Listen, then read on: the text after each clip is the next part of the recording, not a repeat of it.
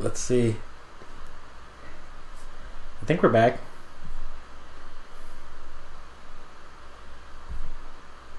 Solid meh on Dragon Buster. Well, okay, we're back on Famicom Zone. This is part 3 of our Super Namco Metallic Cart night that we totally planned ahead of time. This is, of course, Super Xevious. We played Hector 87 last week, which is a very Xevious-like game. I'm going to pull out, before we start, pull out the Tokyo Metropolitan Museum of Photography Family Computer 1994 book. See if we have an entry on Super Xevious. You know, there's no index in this fucking book. Oh, wait. Yeah, there is. It's all in Japanese. Let's see if we can find Super Xevious real quick, because this book really is great.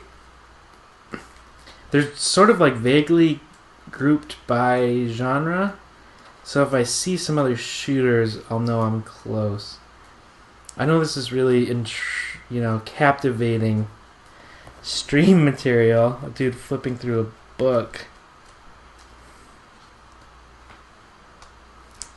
Yeah, I'm gonna have to get like bookmarks and like playing this shit ahead of time. Well, there we go. There's Xevious.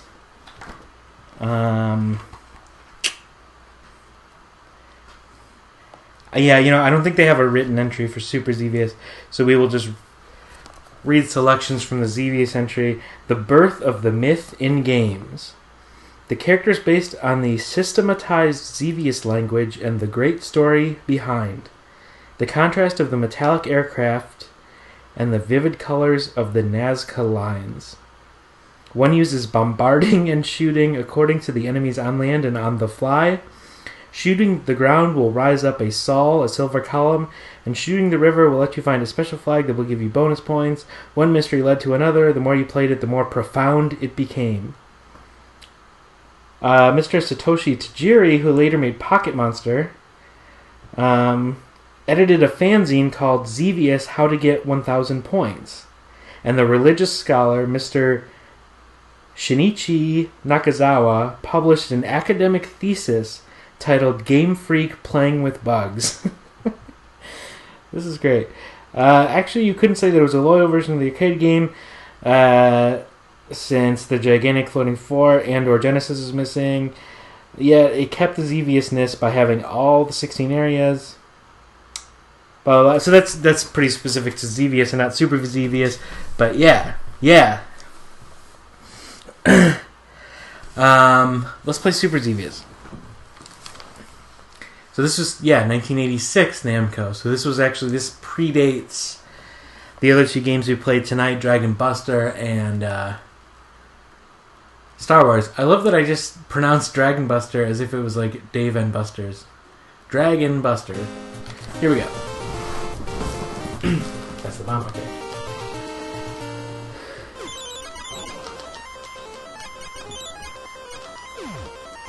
I will hopefully have a better time with this than I did with Hector 87 last week. That was real dire.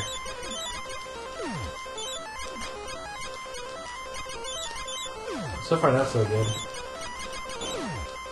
I think this is a little more forgiving than that game. Hudson was pretty harsh with the Caravan games at that time. Actually, I do better in Star Soldier and some of those games. Hector is just really tough.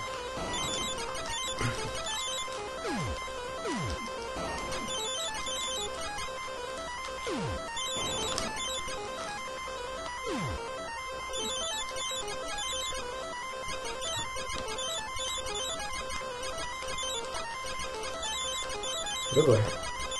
I hope that one day Mr. Falcon and I can do a crossover episode, and somehow from different time zones or whatever, play a few of the best Famicom shmup games. For those who don't know,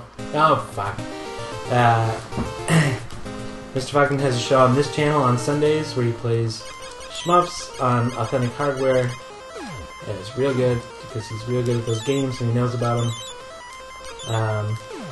There are some gems in that genre for Famicom. I mentioned the Hudson Caravan games. You know, there's also like Konami made a bunch. Obviously, Gradius and all the offshoots. Oops! Oh man! Star Force is probably my favorite. That game's nuts. Of course, there's like Summer Carnival, Rekka, like which I don't have because I'm not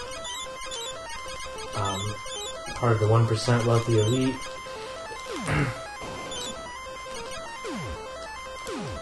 Although actually, Mr. Falcon was involved in a authentic reproduction of Summer Carnival Rekka 93, which I should let him tell that story because obviously he knows it better than I do. But I remember when he was working on it and it looked great, it was super cool. I'm pretty sure that's a game that was not even really available for retail. I think it was like maybe even given out to winners of a competition or something. It's like exceedingly rare, even compared to 92. And him and some people like flashed that ROM onto some carts, and Falcon made like an instruction manual for it and box art. It was really cool. It was really good. I never, for some reason, I didn't grab a copy, and it pains me to this day.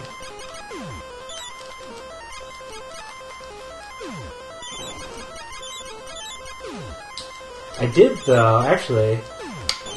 That's a cool segue into something I wanted to mention tonight. Thanks to, ooh, was that a secret? Thanks to another member of the arcade club, I recently ordered a Famicom EverDrive cart.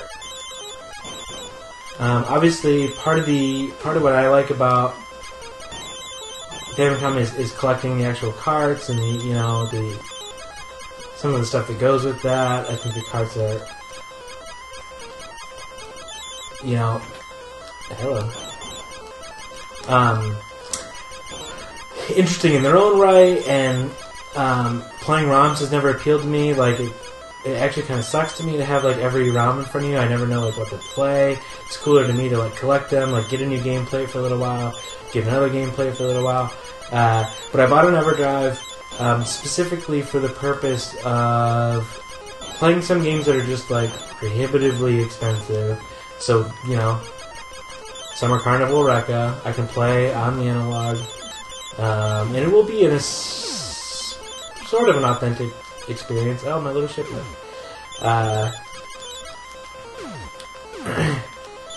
Things like, what's another good example? There's a few games that are very expensive and rare for Famicom. Shit. Like Battletoads or Paperboy, but they're so common in the US that I just have the American cards, and those work on the analog. Gimmick, yeah, that's a good one. What did I... Shit. Yeah, dude, Crisis Force. So, okay, I don't know what I said when I said what my favorite Famicom shmup was, but I meant Crisis Force. I have that. I have the actual cart of that. It's pretty expensive, and I don't remember how I got it. But, yeah, Crisis Force is incredible and, like, pushes the limits of the hardware for sure. Honorable mention also to, like, Abadox is super good. I already mentioned, like, Gradius and Parodius, the Hudson games. What else do we have here? You know what? One of these days, I want to play Dino Riki on here because that's a super weird one. But yeah, there's a good shmup lineup for Famicom. Crisis Force, that Crisis Force would be a perfect one to do with Eric because it's the real fun in that game is playing 2-player. Let's give this another go. I think I can do it a little better.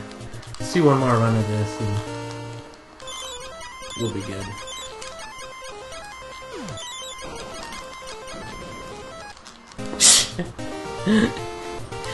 Yeah, super better there.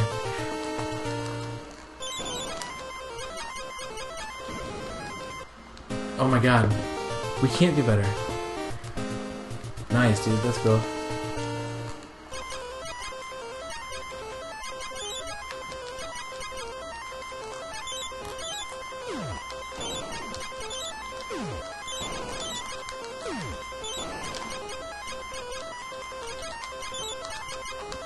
The first time I played Abadox recently, I was like, oh, so this is like what Chris Pottinger's brain is made of. Like, all of his artwork looks like shit from Abadox. It's incredible.